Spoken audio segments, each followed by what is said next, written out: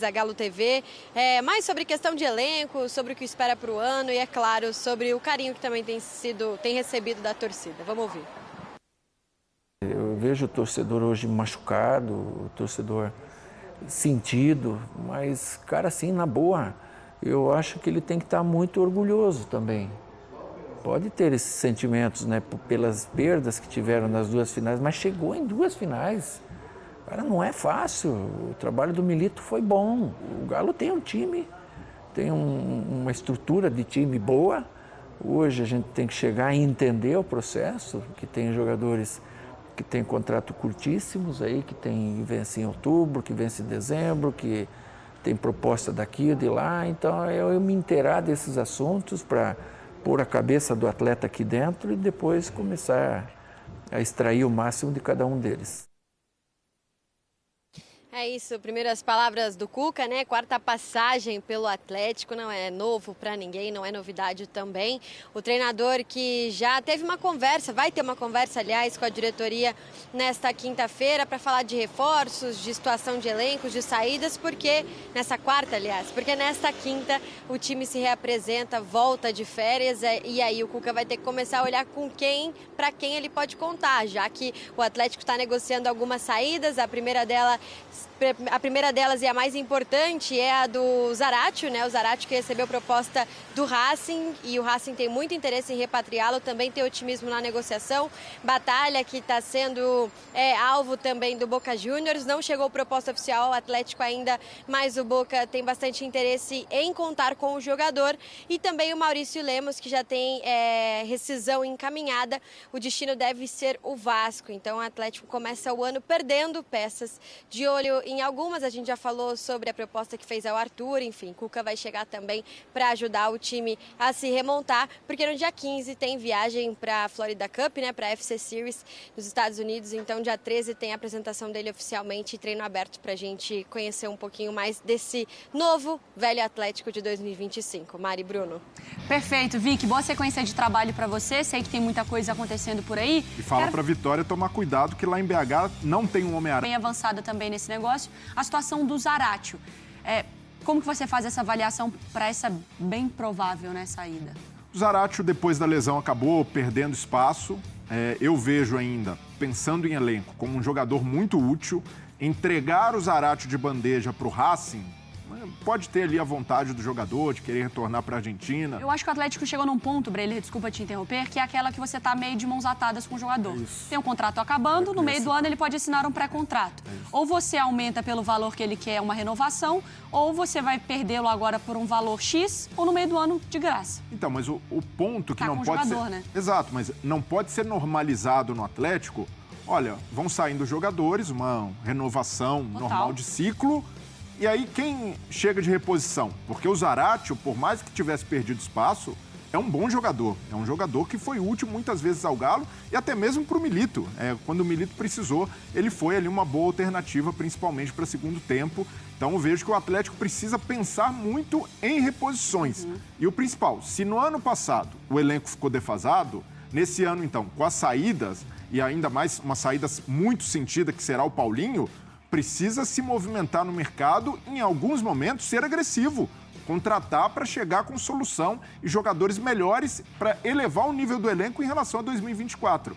Porque se ficar só nessa toada, reformulação, saída e quem chegar não aumentar o nível, o Atlético vai dar um passo atrás. Então precisa estar muito atento. É normal em virada de temporada ter renovação de elenco, mas o Atlético não pode andar para trás e perder qualidade, e o Zaratio, para mim, mesmo em baixa, é sinônimo de qualidade, é uma perda que precisa ser reposta. Eu acho que é perder em qualidade e perder em quantidade também, porque é isso, você precisa ter mais jogadores, porque o número de jogadores na temporada passada não foi suficiente. Na minha avaliação, acho o Zaratio um jogadoraço, mas entendo que nesses últimos tempos ele tem muito problema de lesão. Sim. Seria talvez importante, depois de tanto tempo, tantas conquistas, talvez pensar em negociá-lo. Mas a gente volta para esse ponto. O que a torcida talvez torce o nariz para a negociação do Zaratio é por entender que não tem garantia de que vai chegar um outro jogador, Jailson. Acho que é o principal ponto. O elenco do Atlético Mineiro, a gente já está falando, é curto. Elenco curto, elenco curto, elenco curto. E aí você vai sair mais um jogador. Vai sair o Zaratio, que tem a qualidade técnica, ok. Lesão. teve lesão, ele teve problema com lesão e por isso não desempenhou tão bem no ano passado. Só que, tecnicamente, é um cara que é acima. Ele é bom. Eu até entendo negociar. A minha questão Mas a questão de negócio é por conta do jogador, que você está entendendo. Você entende por conta do contrato. Mas acho que até a parte da lesão dele. Um jogador que não tem conseguido ter uma sequência de jogos, talvez seja o momento de negociá-lo. Só que o torcedor, quando ele olha para isso, ele fala, outros jogadores virão ou vai ser menos um e vai ficar com menos um mesmo no elenco, eu não concordo. Eu, sendo muito sincero, eu gostaria de ver o Zarate, porque eu acho que tecnicamente é um cara muito bom, um jogador bom, só que teve problema com lesão. Resta saber como vai ser a temporada de 2025. Só que, você falou muito bem, a questão contratual, eu acho que é o ponto mais importante dessa situação dele ser vendido por Racing. Veremos, então, como a vitória trouxe sobre o Batalha em... Fala, galera do Galão, bora reagir a mais um vídeo aqui do Donos da Bola Minas, trazendo as últimas notícias, as últimas informações do Clube Atlético Mineiro, que se encontra numa situação não muito agradável, muito por ter perdido as duas finais, né, cara? Muito por isso. Se tivesse ganhado ou a Copa do Brasil ou a Libertadores, óbvio que o torcedor queria mais a Libertadores do que a Copa do Brasil, a situação do Atlético Mineiro hoje seria completamente diferente, né? Seria de comemoração e de esperar a nova temporada começar. Deixa o likezão, se ainda não é inscrito, se inscreva no canal e vamos juntos para mais um vídeo. Umas dúvidas, enfim. Mas o que me chamou a atenção foi o fato de não poder gravar, não ter uma coletiva, não ter um bate-papo. Gerou um estranhamento para você também ou foi só para mim? Desculpa. Boa tarde para você, para o Dólar, para o grande Edivaldo, Tiagão e, é claro, nossos telespectadores. Você quer mais um fato bizarro? Eu não vou chamar de estranho, eu vou usar a palavra bizarra. Sim. Alguns veículos importantes de cobertura no esporte não foram convidados. Bora para a resenha. O Deus me livre, para citar dois aqui. Qual a finalidade para você falar para uma torcida de tantos milhões como é a do Atlético, para um encontro informal com jornalistas? Qual a finalidade disso? Eu quero que alguém fale qual... tomara que o Gabriel consiga extrair isso, de falar assim, a finalidade deste encontro é... Porque, com sinceridade, Elton e telespectadores, não é pra gente, não. O Atlético está vivendo um momento em que o seu torcedor, que é o maior patrimônio do clube, precisa de saber a fundo e de uma maneira geral qual é a ideia de uma... a gente não pode chamar isso, para mim, Elton, não tem o nome de coletiva. Não. O Atlético está inovando, tá? Nessa ação que está fazendo em pleno 2025. Para mim, normal. Então você acha normal? Então você... Não, peraí. Assim, não vejo como problema. Você não vê como problema? Não. O Sérgio Santos Rodrigues, quando assumiu no Cruzeiro, ele fez um encontro informal com a imprensa para conversar com as pessoas, explicar o que estava acontecendo, como é que estava funcionando. E aí, a partir dali, as pessoas trazem as informações nos veículos delas. O Gabriel vai sair de lá com o microfone da Band. Isso sempre existiu com o nome de coletiva. Deixa eu só terminar. Então, isso sempre deixa eu só terminar. Então, assim, o que eu quero dizer da minha parte é que eu lamento muito que um clube do tamanho do Atlético se posicione a primeira vez no ano para o seu torcedor e mesmo com alguns da imprensa, a gente tem que lembrar, selecionados, que não são todos que vão poder estar fazendo a cobertura desse dia, ainda que o material não possa ser gravado, e parece-me que o Atlético quer mesmo uma espécie de confraria alvinegra, onde poucas pessoas, pouquíssimas, saibam do que está acontecendo de fato no clube. E eu repito mais uma vez, o maior interessado, que continua a ser e sempre será o seu torcedor, sabe muito pouco e vê tudo isso à distância sem entendimento. Ô Balu, só um ponto assim que eu entendo, assim, eu não vejo problema do Bruno Musi explicar as questões das finanças diretamente para a imprensa e que a imprensa vai repassar para a torcida. Porque a imprensa, na verdade, é a mensageira. Porque não pode gerar o material. Não o problema de ser gravado. O que eu acho que deveria ser feito era, não o Bruno Musi, mas sim alguém da diretoria, dos donos mesmo. Sim. Seja o Rubens, o Rafael, o Ricardo, o Vocário, o Renato, qualquer um que fosse, que ele pudesse chegar e falar sobre Por que a própria TV do clube não põe ao vivo? Simples, Cara, através da própria Eu não acho que o Bruno Musi seja a pessoa correta para falar sobre essa situação. Sim. Porque ali o negócio é o seguinte, os caras vão falar sobre as finanças do Atlético. É um ponto importante. A primeira pergunta que seria feita, obviamente, e com motivos óbvios pela situação do Atlético, era de contratação. Fosse eu, o repórter, a primeira coisa, e aí, o Atlético não vai contratar? Até agora o Atlético tem 2 contratações. Todo mundo perguntaria isso. O Bruno Musi, cara, ele não está nem envolvido no meio do futebol para falar sobre o assunto. Eu acho que o Atlético tem que fazer sim uma entrevista coletiva. Sim. Eu no lugar do Atlético, sim, deixaria para esse papo, talvez na segunda-feira que vem, e pensaria numa entrevista coletiva no dia em que for o início das atividades da pré-temporada. Tá. O meu ponto ali eu não vejo problema algum da forma como vai ser conduzido o bate-papo hoje. Vão chegar e passar as informações. Mas você não acha mais adequado, conforme não, a sua eu- sim, própria... você acabou de falar que faria na próxima semana. Calma, peraí. Tô calmo, tô super calmo. Eu entendo que o ideal era ter alguém falando sobre futebol também.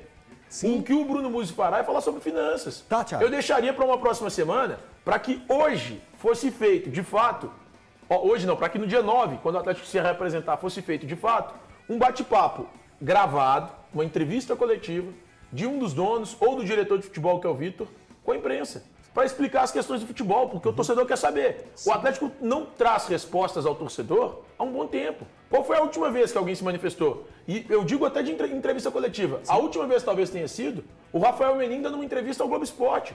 O torcedor quer escutar, quer saber, olha, o que o Atlético pode falar? Mentira, o Rubens Menin falou com a 98. Isso. Então, a última vez foi o Rubens Menin falando com a 98. O torcedor quer escutar, o torcedor quer saber. E aí? O que tem para dizer sobre a demora para contratar um técnico, que o Atlético demorou 24 dias, sobre a demora para a busca por reforços? Por que tudo está acontecendo? Só que o Bruno Musi não é a pessoa adequada para isso. Ele está ali passando uma questão envolvendo as finanças. Sim. Eu admito que não vejo problema, mas eu não faria desta forma. Ti, por tudo isso que você falou, por tudo isso, você foi pontuando cada um dos pontos que vão acontecer dentro dessa coletiva. Quando você fala, ninguém veio falar, ninguém fala abertamente para toda a imprensa. Sim, quando você exato.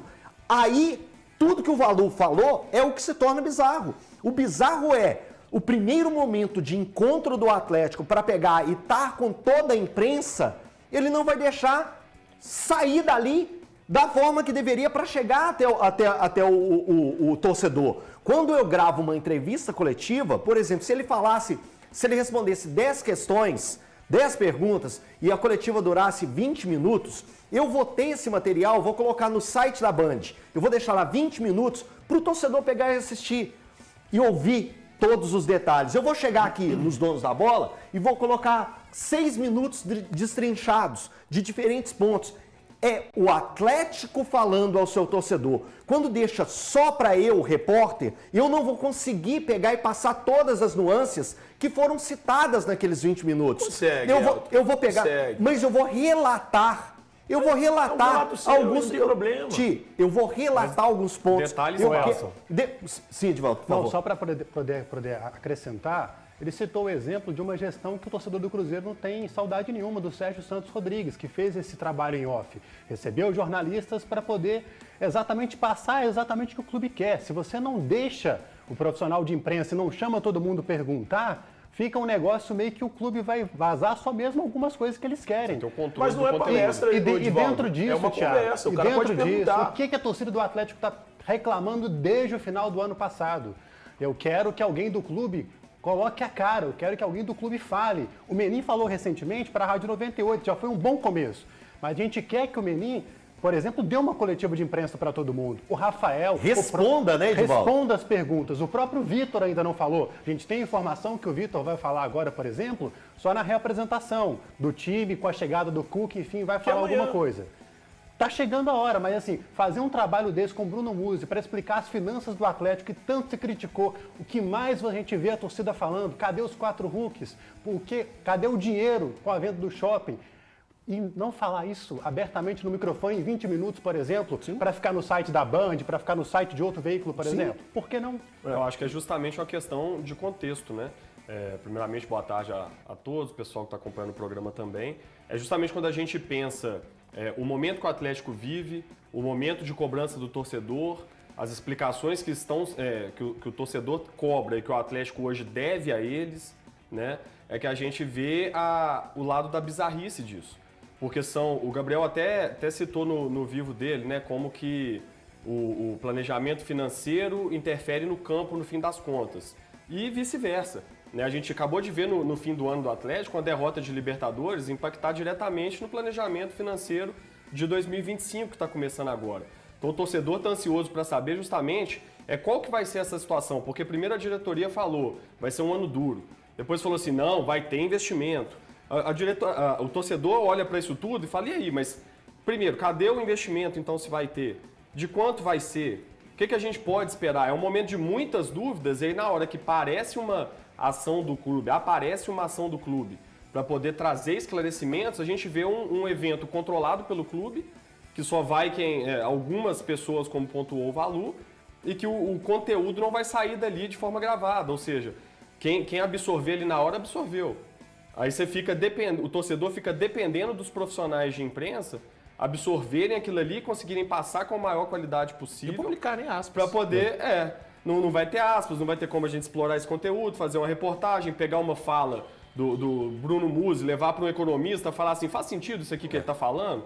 Porque quem está lá, jornalista também não é especialista em todos os assuntos. A gente precisa pegar o conteúdo e levar para alguém traduzir. Gente, mas tem como debater. E uma coisa, Thiago, vamos lá, tem como debater, Thiago, mas olha só. Vai ficar ali, amanhã quando o repórter sai e faz a matéria, ou hoje quando o repórter sai e faz a matéria, faz o texto, passa a informação. Tem outro peso. A gente aí você fala um negócio, você vê o jogo e fala assim, não, mas aí isso é a visão do repórter. Quando o repórter sai dali, ele chega aqui e fala, olha, o clube passou isso pra gente. Thiago, vem cá. Tá ali a informação, gente. Tem muita coisa, ali não vai poder ser gravado. Você vai ter que estar anotando o tempo todo muita coisa. Cara, tem muito detalhe. Gente, tem muito detalhe que é muito melhor você ouvir novamente para você entender. Claro. Como o Dola falou, não somos expert, principalmente em questões de economia. Jornalista não é preparado para esse tipo de situação. Tem pontos que são chave numa discussão como essa. O que o cara precisa saber? O valor da dívida. O jornalista precisa saber o valor da dívida. Ele precisa saber a arrecadação do ano passado, se deu ou não superávit no clube. Ele precisa saber qual foi o gasto no ano passado, qual que é o projeto de orçamento para esse ano. Cara, são coisas-chave, pontos-chave. Que eu vou chegar ali e é isso. Sim. O Atlético programa gastar tanto com reforço, o programa gastar tanto com futebol, com salários. O Atlético programa isso aqui para pagamento de dívida. O Atlético tinha feito uma previsão em 2026, em 2021 ou 20, sobre o pagamento da dívida, dela virar um terço. Agora, em 25, 26. A dívida o Atlético vai conseguir cumprir isso? O Atlético vai conseguir chegar nisso? Que não. Então, essas coisas que eu acho que precisam ser discutidas ali, mesmo que no off. Aí você chega e traz, olha, o Atlético diz que não, o Atlético diz isso, o Atlético diz aquilo. Cara, eu entendo que não é o melhor. É óbvio que não é o melhor. O melhor é o cara da entrevista coletiva falar sobre o assunto. Mas é isso que nós temos. É isso que a gente está discutindo, temos repórteres capacitados o suficiente para fazer. Não, mas é que eu não acho que seja motivo para discussão. Não, é motivo para discussão sim, pô. Esse é o ponto. Eu acho que é uma celeuma, uma tempestade num copo d'água. Não, eu não acho que a tempestade num copo d'água. Eu como jornalista, eu queria trazer para o torcedor aqui amanhã, nos Donos da Bola, colocar nesse telão maravilhoso nosso, colocar nesse telão a cara do Atlético. E não o Gabriel de novo vindo aqui para desabafar com a gente. O Gabriel não vai desabafar, ele vai relatar o que foi dito pra ele. Ele vai relatar o que foi dito. E agora só um